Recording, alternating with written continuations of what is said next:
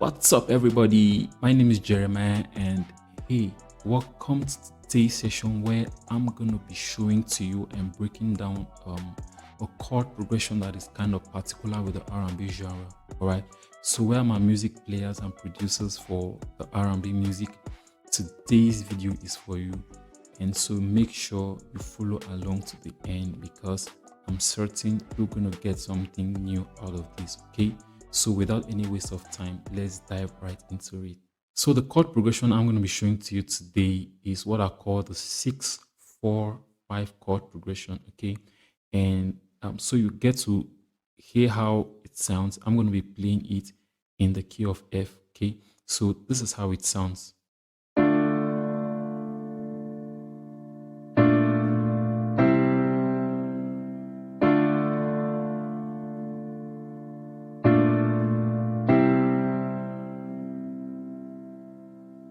So what song comes into your mind hearing this chord progression? Well, for me, I can think of Birds Calling by Kevin Gates. Okay. So if you don't have any song popping into your mind already, then I'll strongly suggest you go check out Birds Calling by Kevin Gates because it's a song that clearly spells out this chord progression. Okay. So this is how this chord progression feels in the song. It sounds like this. Early in the morning, late into the evening, phone's ringing, I can go to sleep. Early in the morning, late into the evening, my birds keep on calling me. Early in the morning, late into the evening, phone's ringing, I can go to sleep. Early in the morning, late into the evening, my birds keep on calling me. Okay, so this is how the chord progression feels in the song. I would strongly suggest you go check out that song so that you get to understand how this chord progression feels in context. Okay, so I'm going to be breaking down this chord progression, showing you exactly how I got to play this chord progression. But my breakdown is going to be in 3 steps. Okay, 3 easy steps. And the first step is going to be for me to show you the basic triads of these chords. I mean, the simplest form of these chords. Okay. And then I'll move over to showing you a kind of variation that you can add to maybe 1 or 2 of the chords. Okay. To give you a kind of different feel. All right. And then I'm going to take you to the third stage of my breakdown, which is going to be for me to show you some kind of inversions that I used, all right, for my chord progression to make them sound the way they sounded. All right. So without any waste of time, let's dive right into this breakdown. So like I said, this chord progression is called the 6-4-5 chord progression, and I played it in the key of F. Okay, so in the key of F, this is your 1, all right, 2, 3, 4, 5, 6, 7, and then you're back to the 1. All right. So the chord progression, as the name implies, is the 6-4-5 chord progression. All right. So the 6, the 4, and the 5 chord progression. Okay. So I'm going to be showing to you the basic triads for this chord progression. I mean the root chords for this progression. Okay. And it will sound like this. For the 6, you have this. For the 4, you have this. And for the 5, you have this. This is the basic triad for this chord progression. Okay. So what is this triad I'm playing? For my 6 chord, I have this D minor chord. Okay. This is the simplest form of the 6 chord that you can play. Okay. And for my left, I have this D note, and for my right, I have this D, F, and A notes to give me this D minor chord, which we used as our 6. Okay, so this is the 6 triad, or the D minor triad. Okay, so this is our 6 chord for the key of F in our chord progression, right? And so move over to the 4. Okay, so this is the B flat major chord. okay, the B flat major triad, all right, and it's the 4 chord, okay. This is the 4 chord we used, and as you all know, your 4 chord would always be a major chord. I mean, 99% of the time, it will always be a major chord, okay. So this is us playing the B flat major, all right.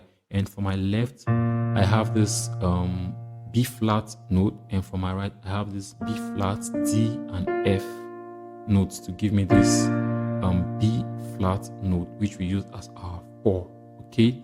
And then moving over to the 5, we have this C major triad, or the C major chord, okay. And for my left, I have this C note, and for my right, I have the C, E, and G. All right, this is the C major, which we use as our 5 chord, okay. And your 5 chord, like you know, will 99% of the time be a major chord, okay. So the D minor, B flat major, C major, all right. So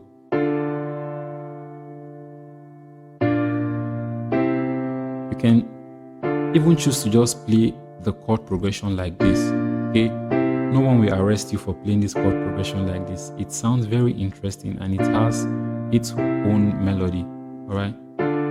Okay, so that is it for the first stage of our breakdown, and it moves me over to the second stage of the breakdown, where I'm going to be showing you a kind of variation that I added to one of the chord, okay, to one of the chords.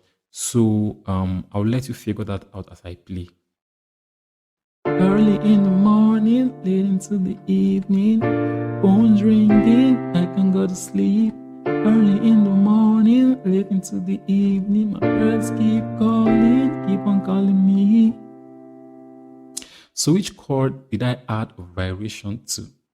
Can anyone guess? Well, I'll leave that to my smart students. All right, so was it the 6th chord? Definitely not. Was it the 4 chord? If you said it was my 4 chord, then you're very correct, all right? So thumbs up to Asmin that got it, all right? And it's neither our 5 chord, okay? So because our 4 chord, our 6 chord remained the same, so we just had this variation on our 4 chord, which I'm going to be showing you shortly, and then our 5 chord also remained the same, okay? So we already know the 6th chord. This is still our D minor chord, no any variations added, okay.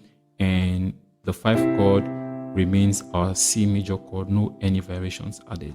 But for the 4 chord, we have this little variation, which was derived by us changing our B major chord, our B flat major chord, to the B flat major 7th chord, okay. And we derived that by adding this little A note to it, okay, the 7th note, all right. So that was the little variation that we added to our 4 chord to just kind of spice the chord up a little bit, all right. So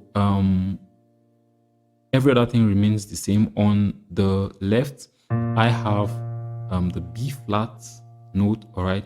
On the right, I have this B flat, this D, this F, and then this A note to give me this B flat major 7th note, all right. And the 6 and the 5 remains the same. So playing it together again, it sounds like this. Early in the morning, late into the evening, phone's ringing, I can go to sleep. Early in the morning, late into the evening, my birds keep on calling me. Okay, so that is it for the second stage of our breakdown, and then we sign into the third stage of our breakdown, which is for me to show to you the particular inversions I used for my chord progression to make them sound the way they sounded, which was like this. Early in the morning, late into the evening, phone's ringing, I can go to sleep. Early in the morning, late into the evening, my birds keep calling, keep on calling me. So, what inversions was I using there? Okay, I'm going to show that to you shortly. Now, for the sixth chord, we had this. Okay, so what chord is this? As you can see on the screen, it's still the D minor chord. Okay, nothing really changed. Referring to the name of the chord, nothing really changed, but the sound and the way the chord felt changed a bit. Okay, that's because we inverted a note, which was this. Okay, remember that your basic form of this chord is positioned this way, right? And so we took this A note from this octave and kind of exchanged it with same A note in the lower octave. Okay, so we took this A note here and exchanged it for this. Okay, so we have this. All right, so that should be like our second our second inversion for the D minor chord, because the D minor, it's basically positioned this way, and then would have this as our first inversion and then have this as our second inversion. So bringing this down to the lower octave, definitely have this. Okay, so this is our D minor chord, and on my left I just have this D note, and on my right I have this A, D, and F. Okay, so this is the inversion that we used for our D minor chord. All right, and so for the fourth chord, we have this. So what inversion is this? Remember, the variation we added to this chord was this. Okay, so the only thing we did to this chord in our new inversion we're using was to kind of invert same A note here for this A here in the lower octave. Okay, so we have this. Normally would have had this, but I eliminated this this note because the melody or kind of the harmony I want to derive from this chord wouldn't require me to have this kind of suspended feel or suspended sound. All right, so I wouldn't want to add it. I just eliminated it, and I have this for my fourth chord. Okay, and it still remains our B flat major 7. Okay, for the left hand we just have this B flat note, and then for the right we have this A, D, and F notes, right, to give us this B flat major 7 chord. Okay, and then over to the 5 we have this, and as you can see, this still remains our C major chord. Okay, but then what inversion are we using again?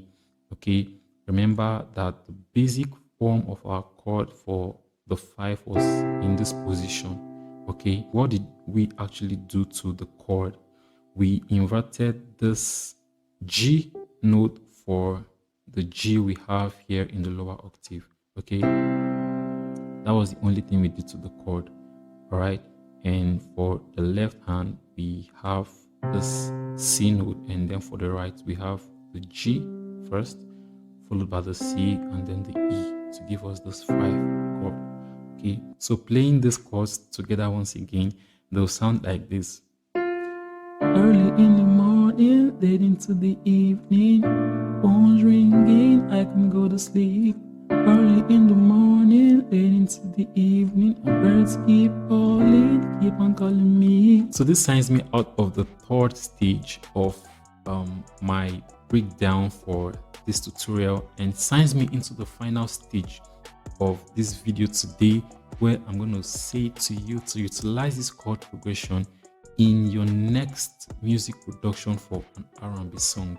Okay, because hey, it is not a copyrighted chord progression, it is not for sale, it is for free.